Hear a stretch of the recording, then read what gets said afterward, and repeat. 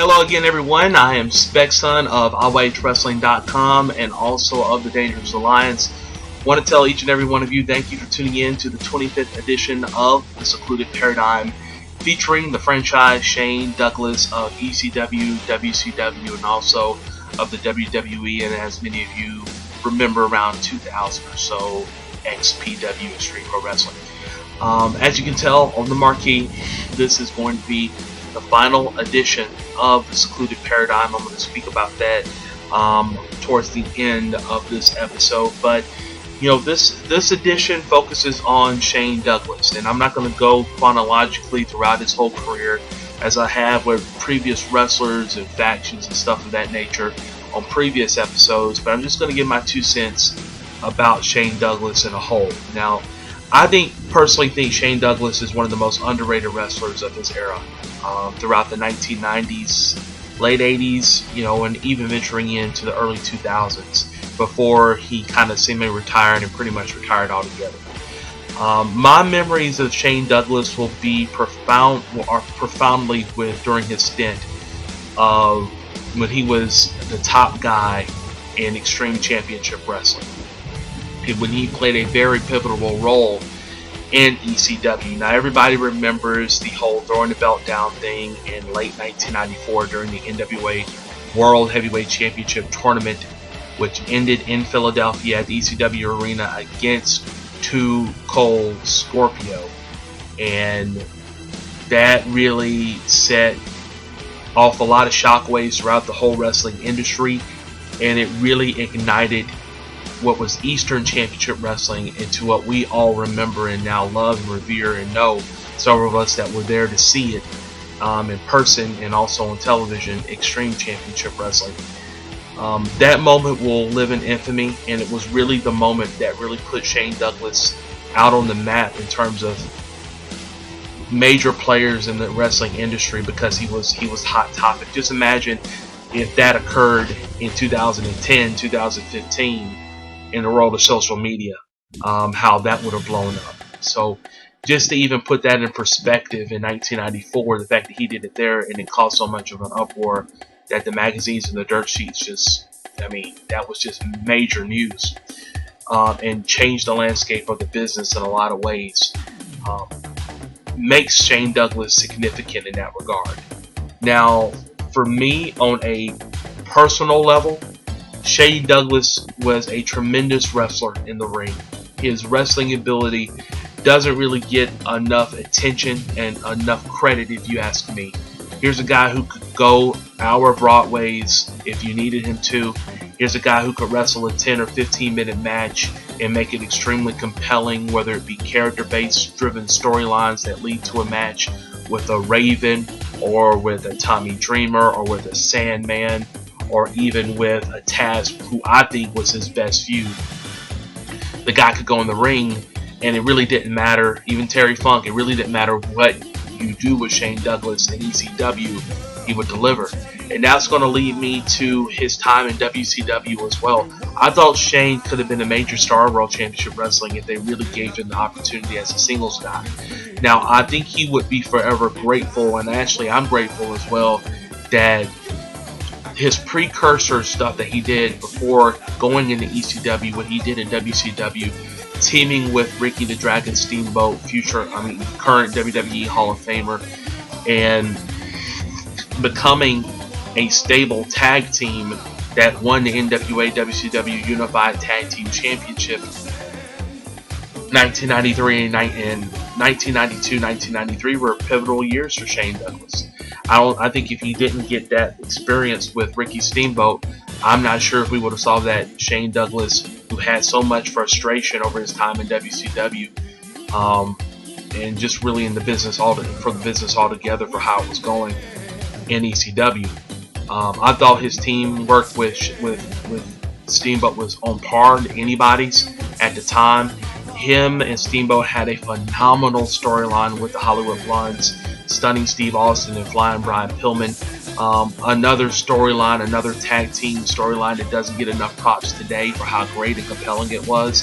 Lasted several months in WCW, and I was fortunate to be at a couple house shows as a youngster seeing these teams work. I can tell you, I'm just excited about seeing their matches today as I was when I was 8 and 9 years old. So, in that regard, I think Shane was great in WCW. I also think they dropped the ball on him like they did with Steve Austin, Brian Pillman, and others. These guys could have been great singles wrestlers for the company going forward and throughout the 90s. The people in WCW who are in charge just did not feel the same way. And unfortunately, as a result, we never saw that manifest with Shane Douglas and others. I want to say, without question, one of the best storylines that I saw personally with Shane Douglas, as I mentioned before, fast forward to ECW, was his storyline with Taz, the human suplex machine.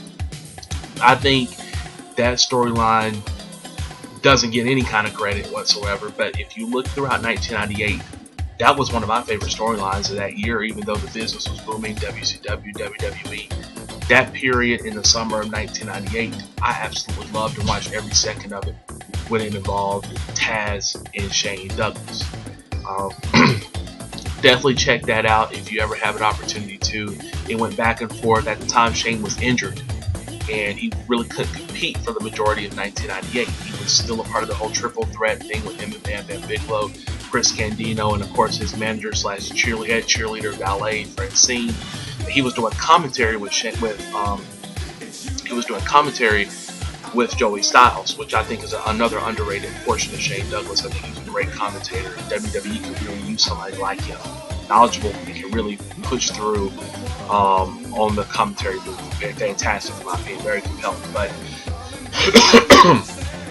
it was perceived as if Shane was ducking Taz. That Shane had a legit arm injury, and he could not compete. And Taz would come out and challenge Shane Douglas and do these promos here and there. The FTW Championship, the F the World Championship belt formed out of all this. You rewind a year before that in 1997, Shane Douglas was in a storyline with Taz with the ECW World TV Championship, and then Taz makes him tap within a span of like 3 minutes. It becomes the ECW TV Champion impromptu.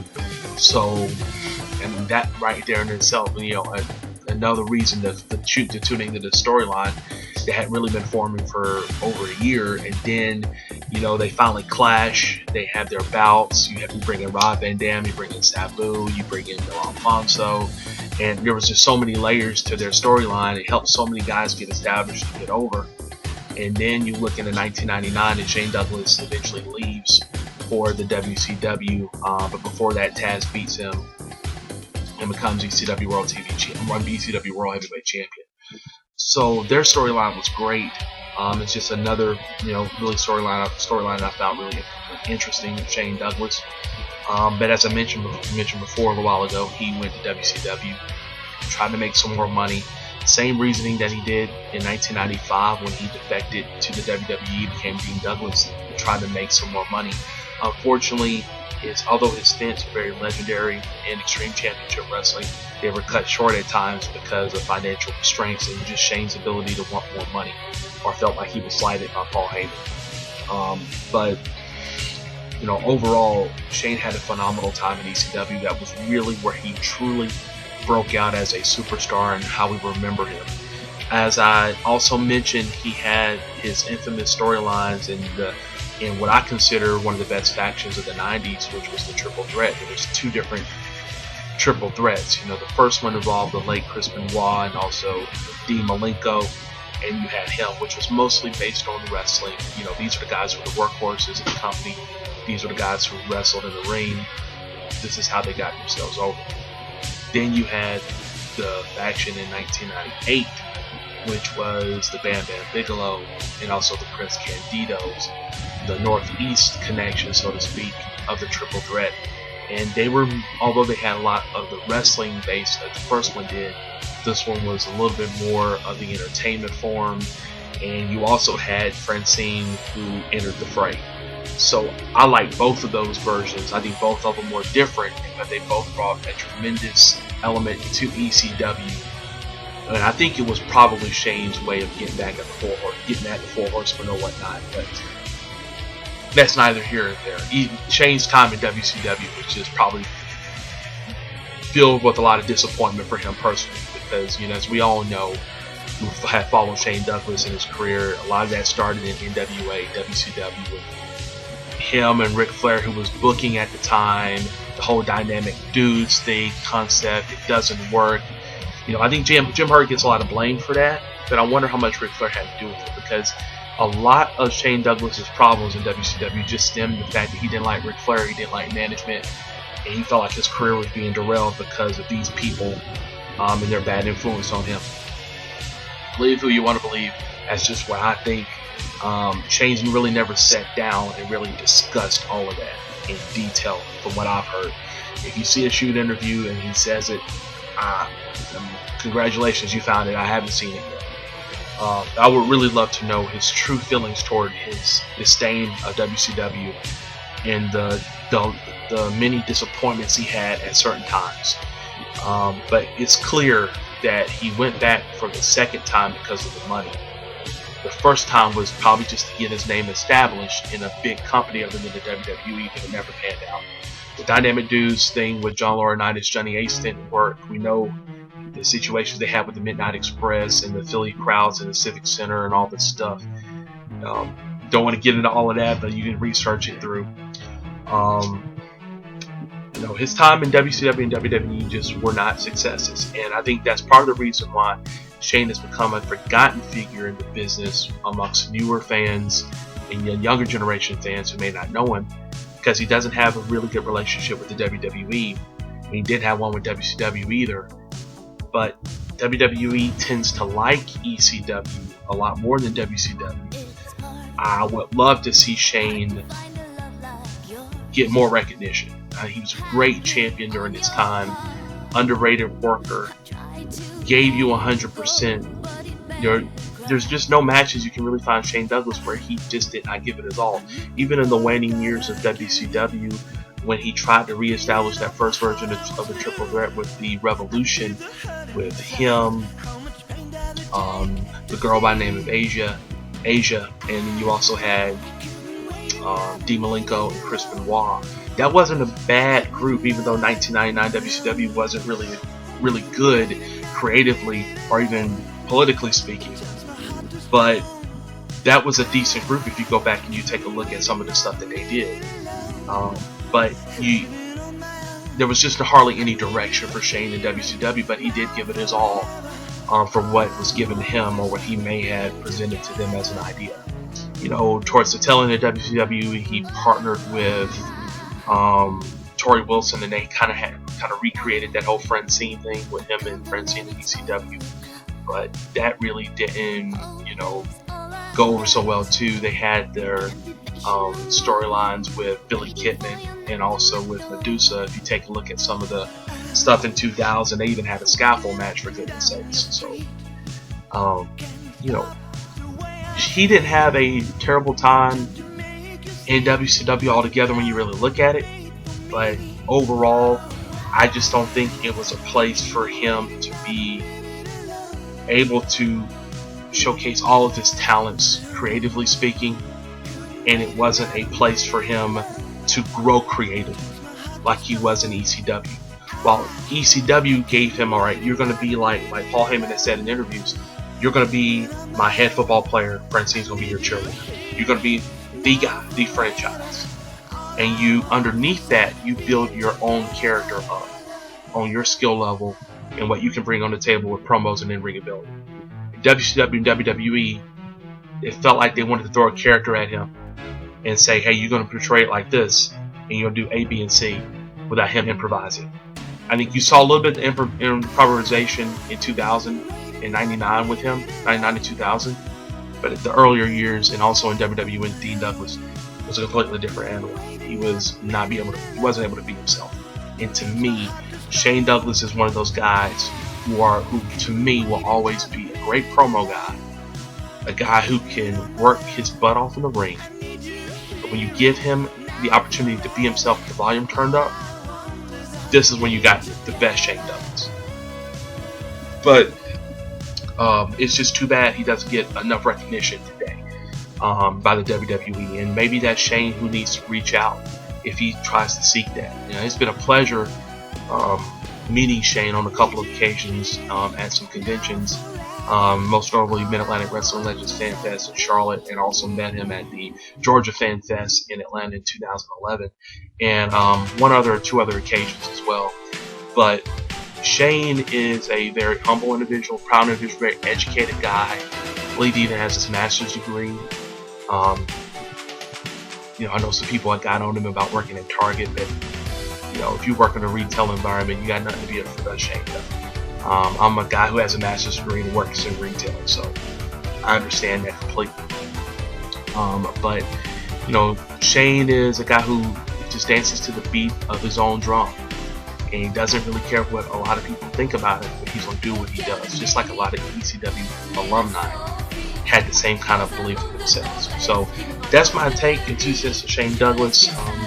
There's also, if you want to check out some more stuff with Shane Douglas and throughout his illustrious career, he was also part of the XPW organization, which kind of spawned off of ECW's success while they were in their lean years, and also when they became a defunct company, XPW, based out of Los Angeles.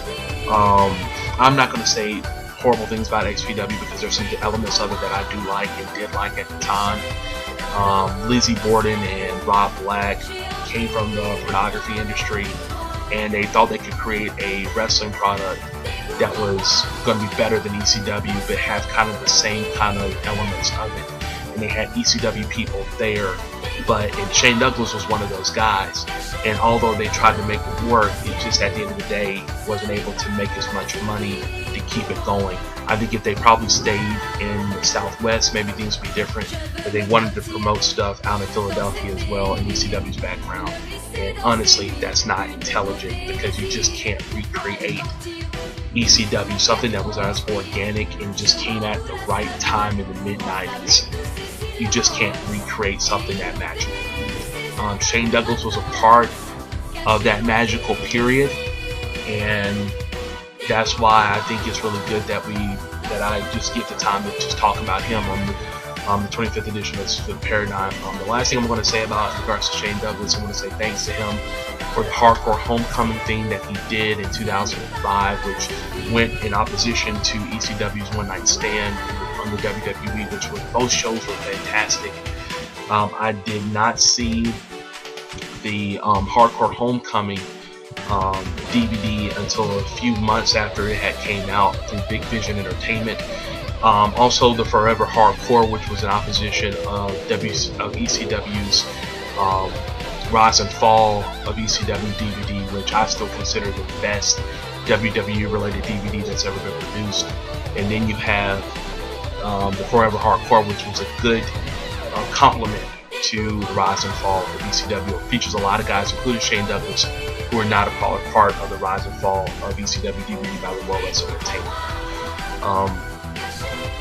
I know there was like a new, I forgot what the company was called, but it was like a New Horizons or whatever it was called, the company that he tried to start up a few years ago that kind of panned kind of the same realm of ECW, but did not garner the same kind of success that an ECW or even a Hardcore Homecoming could do. The thing about producing new shows in the same realm of a previous company is that it's good for nostalgia purposes, but it's good for just a one-shot thing. When you try to make it a company, it really doesn't work, and unfortunately Shane found out the hard way.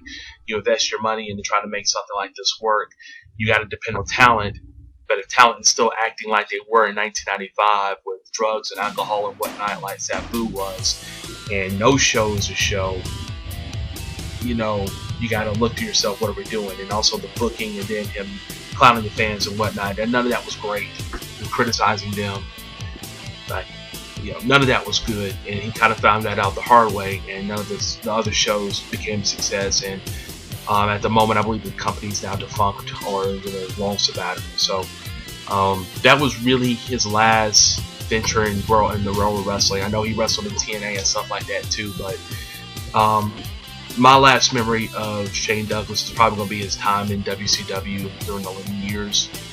him doing some interesting things, Revolution and also with the Tori Wilson stuff. But at the end of the day, and also Buff Bagwell, but at the end of the day, he will always be remembered by wrestling fans who lived in that time period as the person who helped make Extreme Championship Wrestling and Eastern Championship Wrestling into the cult following and the phenomenon that it would eventually become as years went by. And even as ECW is now all gone, it's still one of the most recognizable acronyms in the world today when it comes to athletics and also entertainment. So for that in itself, thank you Shane Douglas, thank you Paul Heyman and others. This is going to be my final edition and episode of the Secluded Paradyme. I started this out in May of 2009 as just a way for me to discuss professional wrestling. Choose one topic, which could be a singles wrestler, a tag team, a faction, or even some sort of aspect pertaining to pro wrestling, and just talk about it for several minutes. I initially just wanted this to be like a 10 or 15 minute video for every episode, but my passion for those topics just continued to just exert itself out, and there have been times where it'd be 30 minutes, 40 minutes, 50 minutes, an hour, hour and a half. I remember my Midnight Express one was like about an hour and like 40 minutes or something like that. If you can't tell they're my favorite tag team, I don't know what you can. But I wear this Pro Wrestling Illustrated shirt right now just to show my love for pro wrestling non-verbally. It's been a pleasure doing these shows. I started it out in May of 2009 in my loft apartment while I was going to grad school at the University of South Carolina in Columbia, studying communications. I never would have thought that this show would have lasted all the way into 2015. I was affiliated, which I still am, of ROHWrestling.com. I want to say thanks to Jackie Jones, 1 Inch Biceps, Jack and Incher, and also even Bobby Richards, although he's no longer affiliated with In Your Head.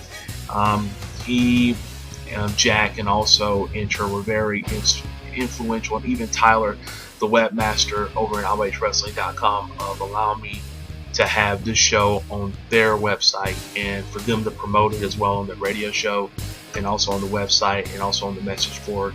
I owe them a whole lot of thanks and gratitude, using some of their graphics as well at the end of the credits. Those guys are forever brothers, friends of mine, and check out them on Facebook, In Your Head Wrestling Radio. Check out ROHWrestling.com every Friday night now around 8 o'clock, 8:05 Eastern Standard Time. Also, check out Without Your Head online as well. WithoutYourHead.com is a sister site of In Your Head Wrestling Radio.